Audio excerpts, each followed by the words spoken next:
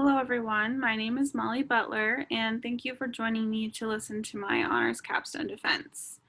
My project is on physiological and environmental impacts of unpolymerized monomers and monomer degradation of dental resin-based composite. So jumping right in here, I want to introduce what area of dental procedures we're focusing on. This research is most specifically investigating two materials that are used in filling procedures. These types of procedures are mainly performed as a treatment for a tooth that is damaged by decay and will restore the tooth back to its normal shape and functionality, as well as prevent further decay in that area. So there are a few types of materials that are used for this procedure, but the most common are either dental amalgam or resin-based composite. So let's go through the history of these two materials. In 1819, the first dental amalgam was invented by an English chemist containing about 80% mercury and 20% silver. This material was first used in 1826 for dental procedures in both England and France. Over the next several years, research into mercury and its effect on human health made many patients concerned over their own health, and that led to the formation of the American Society of Dental Surgeons, or ASDS, in 1834. The ASDS required all members to pledge that they would not use mercury amalgam fillings in their practices. On the other hand, the American Dental Association, or ADA, was formed in 1851 with the opposing view on mercury amalgam. The ADA supported the use of amalgam fillings and still has that point of view today. Because these amalgam fillings were facing quite a bit of backlash, a new material was invented in 1962 that was later termed resin-based composite, or RBC. Because RBC was a relatively new material, it took a while to pick up clinical usage, but very quickly became one of the favorite materials for filling procedures because of its aesthetic tooth-like appearance. Meanwhile, in 1976, the FDA would endorse amalgam use and grandfather their approval under the GRAS, or generally recognized as safe. And in 1990, Norway, Sweden, and Denmark would ban dental amalgam in clinics due to concerns over environmental and health impacts related to mercury. That brings us to 2013, where an international treaty was presented to several different countries in an attempt to reduce emissions of mercury and mercury compounds. And they're doing that by re-examining direct mining of mercury, import and export of mercury, and processes and industries where mercury is used, including dental amalgam. This treaty is called the Minamata Convention on Mercury and was approved in 2013 and signed by 140 countries, with the plan to take into effect in 2017. Within the text of this treaty, there's a proposed phase out of the use of dental amalgam by 2030, with the plan to increase both dental health awareness and the use of resin-based composite for filling procedures.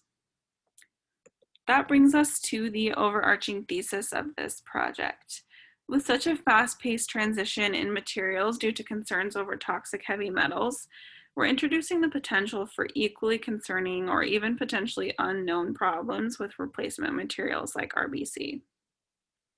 Dental materials research has to focus on fixing the problems with RBC, as well as the development of an alternative material that has comparable mechanical functionality with dental amalgam. And to better understand why this phase out of dental amalgam is important, we need to do a brief overview of what this material is made of and why mercury can be so concerning. Dental amalgam is about 50% mercury by weight, and the other 50% is made of other metals like silver, tin, and zinc.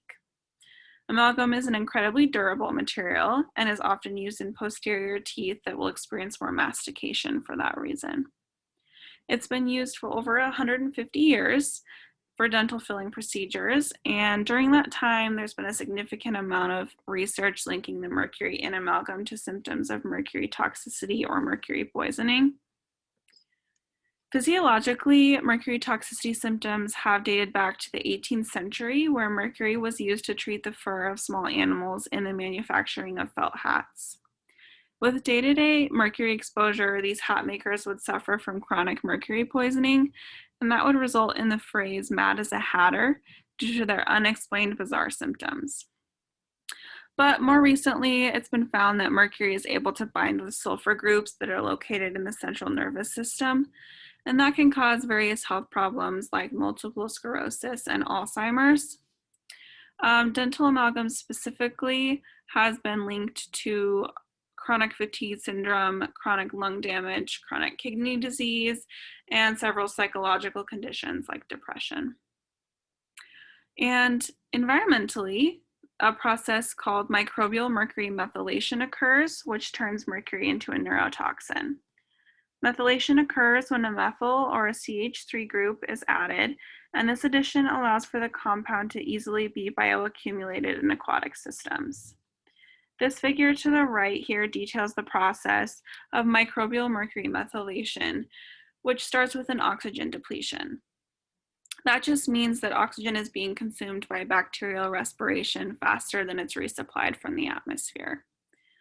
Oxygen depletion is a crucial step in mercury methylation because bacterial sulfate reduction can only happen in the absence of oxygen. And this process is the most common in polar regions and paddy soils, and it will occur because of a large population of anaerobic chemoautotrophic bacteria that are capable of sulfate reduction. The sulfate in a mercury sulfate compound will be reduced, allowing for free mercury to be absorbed through diffusion into microbes that are able to methylate it with HgCa and HgCb genes. So obviously, mercury is a problem both environmentally and physiologically. And globally, consumption and use of mercury needs to dramatically decrease. So with the Minamata Treaty taking into effect, the use of the alternative materials for dental filling procedures is a pivotal next step in decreasing mercury consumption. And as I said earlier, the Minamata Treaty suggested resin-based composite as the replacement material for procedures where amalgam would normally be used. Because the mercury content within amalgam is so concerning, I think a lot of times the research into possible harms resin-based composite may present have been minimal. But resin-based composite has radically different, but also equally concerning problems as dental amalgam, including unpolymerized monomers due to a free radical photopolymerization reaction, concerning chemical compounds like BPA, shrinkage and enamel fracturing, and some environmental pollutants. And we're going to discuss each one of these problems, starting with unpolymerized monomers. So when a dentist fills a tooth using RBC, it will start in a syringe as a viscous plastic that's then squeezed into the desired location and cured with a high intensity blue light. And that blue light has about a 450 to 490 nanometer wavelength. This blue light is what initiates the free radical photopolymerization reaction that will take the material from a viscous state to a semi-solid state. This reaction has three main stages, beginning with the initiation stage, when the blue light activates a molecule called an initiator, represented by these green bubbles in this figure. And that activation is what breaks the bond of the initiator, shown here, and the free radicals that are produced during this activation are responsible for the binding of the first monomer to the initiator, shown there.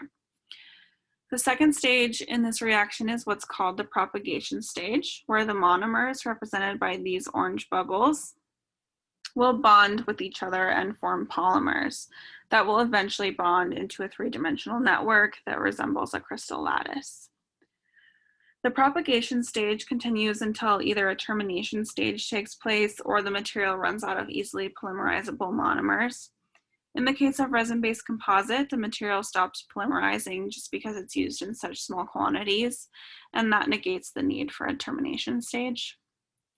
In this figure, these blue parts represented here are representative of the inorganic filler phase, and that will fill the holes within the lattice to solidify the final structure, but we will talk about that in a little bit.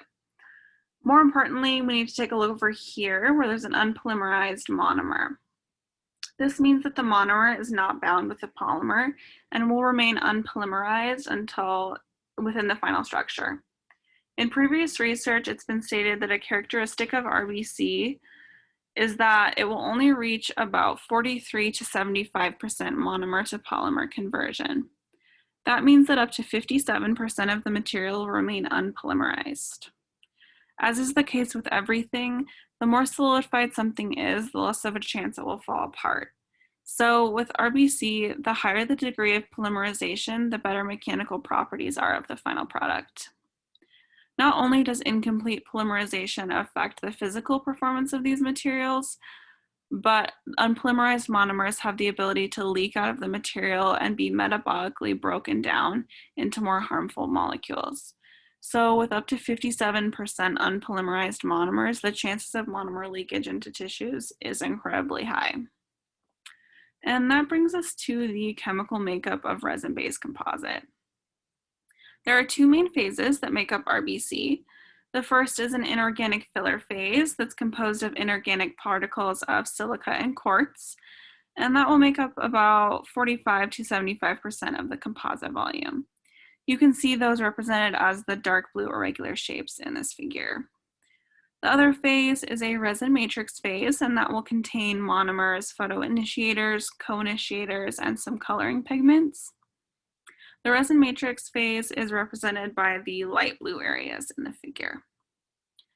The photopolymerization reaction happens within that resin matrix phase, and those filler particles are what will fill in the gaps. The most important component of the makeup of RBC is the silane coupling agent that surrounds the filler particles. Silane coupling agents are compounds that are used in chemical processes to get two dissimilar materials to combine together. They're commonly used in things like electrical wire coverings, tires, epoxy resins, and even some paints.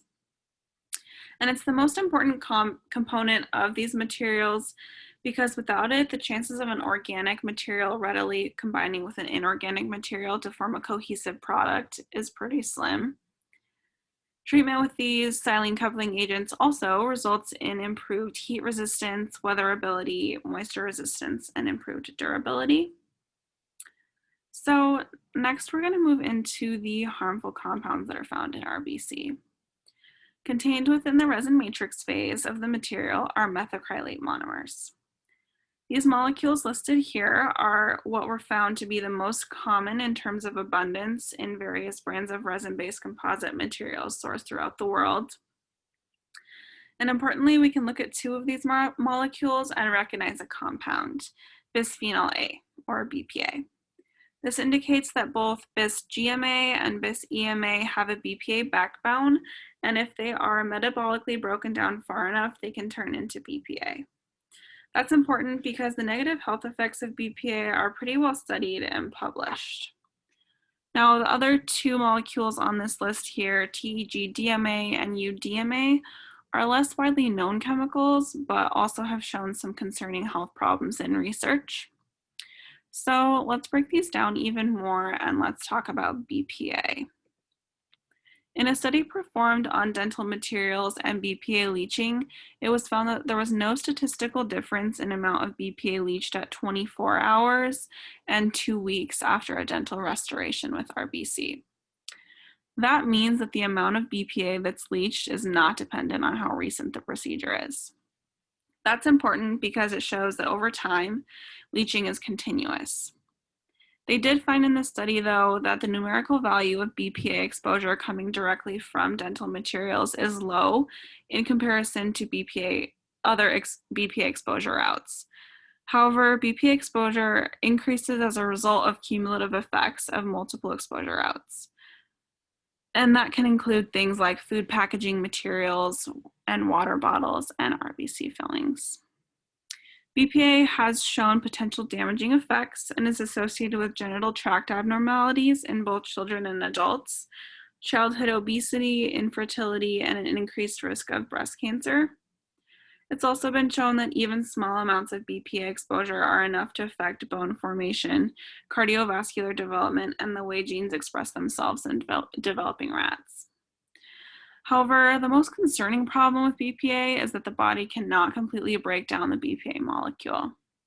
About 10 to 20% of BPA cannot be broken down by the liver and will remain in the cells, and that has proven to increase lipid concentration on a cell-to-cell basis. That's been linked to obesity and the development of fat deposits in the artery walls, which can increase the risk of heart disease. Now, moving on to TEG-DMA. This molecule is almost exclusively used in dental resins and has been proven to leach out of RBCs at concentrations that are toxic to monolayer cell cultures of epithelial cells. Experimental RBCs that contain high levels of TEG-DMA cause significant mucotoxicity and increase the amount of the inflammatory cytokine IL-1 released from oral mucosal models. Inflammatory cytokines are part of a normal immune response in healthy individuals by inducing apoptosis or programmed cell death when a cell is injured. But when TEG-DMA stimulates an excessive amount of cytokines to be released, that can lead to tissue necrosis. It's also been shown that cytokine IL-1, when found in high concentrations, could be partially causational for diseases like rheumatoid arthritis and Alzheimer's disease. Because TEG-DMA is released from dental resins at high enough concentrations to be toxic, that can be damaging for tissue maintenance and growth in areas that contain epithelial cells, like the skin, blood vessels, and organs. Now, the next potential problem RBC presents is that it's functionally inferior to dental amalgam because it often experiences shrinkage and enamel fracturing. During the polymerization reaction, there's an observable volumetric shrinkage of the material from the dentin of between 1.5 to 5%. This is caused because the reaction is an exothermic reaction, meaning it releases heat. As the material cools down, there's a volumetric deduction. Because the material can shrink from the dentin, there's a small gap between the RBC and the tooth. That can dramatically increase the chances of seeing a recurrent carie or a recurrent decay underneath that filling. And often, if you see recurring decay underneath the filling will eventually fall out and you will have to have it replaced. Enamel fracturing is also caused by the polymerization reaction, and that's because of the reaction causing stress to the surrounding tooth. The stress is created when the material is compensating for that shrinkage by flowing into the gaps that are created. And enamel is responsible for protecting the teeth from decay, so it's generally pretty thin and brittle, so fracturing is decently common. Now, moving on to the environmental context for RBC. When dental offices dispose of expired and excess unused composite, the syringes are classified as municipal solid waste and will be disposed of in traditional landfill sites. The unpolymerized material in the syringe will react with landfill leachate, which is a liquid found in landfills from rainwater being contaminated. When the material reacts with that, the monomers will be released into the environment. Another problem with RBC is the creation of microplastics during placement. When the dentist is polishing and shaping an RBC filling, microplastics of the material are released into the wastewater through suction systems.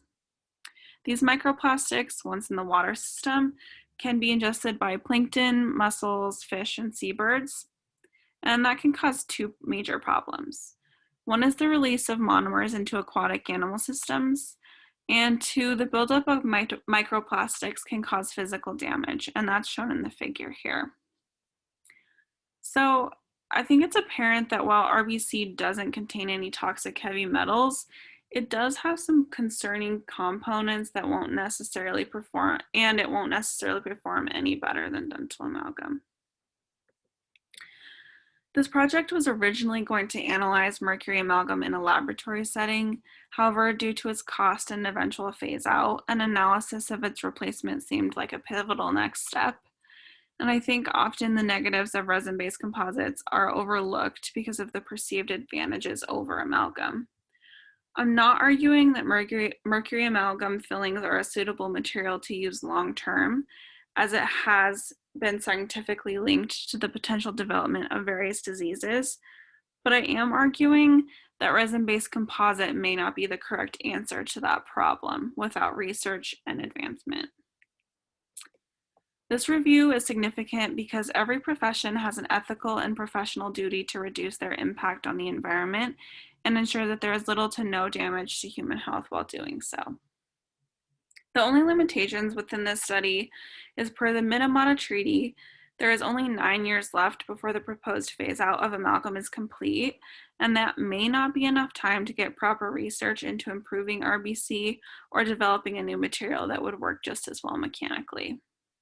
However, as of last year, there has been some promising new research studies that may solve some of these problems. There was a study performed on currently manufactured RBC, and by using some special chemical techniques, they were able to achieve a 30% reduction in shrinkage stress. The study applied interfacial thioethylester dynamic covalent chemistry to the filler phase of RBC, and that made the material more flexible. This added flexibility was able to reduce polymerization stress, which in turn will reduce shrinkage and enamel fracturing. This works because the thioethylester exchange reaction works as a catalyst, meaning it will speed up the reaction. Because this is such new science, it hasn't been incorporated into RBC manufacturing, but this is promising because it can dramatically enhance the mechanical performance of the solidified filling. Another promising study that was published in late 2020, researchers reported the use of a new material called alkasite. It was found that the material performed better than pre-existing restorative materials in terms of mechanical functionality. You can see in this table here the components within alkasite, and notice the typical concerning methacrylate monomers are absent. That's encouraging because monomer leakage and degradation from this material would not involve TEG DMA or molecules with a BPA backbone. While these are two promising studies to help solve this problem, there does need to be more focus on physiological and environmental impacts dental resin-based composite may present. The transition away from amalgam is important, but it's also just as important to find a suitable replacement so we aren't trying to solve a problem with an equally concerning or even unknown problem. Thank you for joining me, and if you have any questions, you can email me at the email listed below. Thank you again.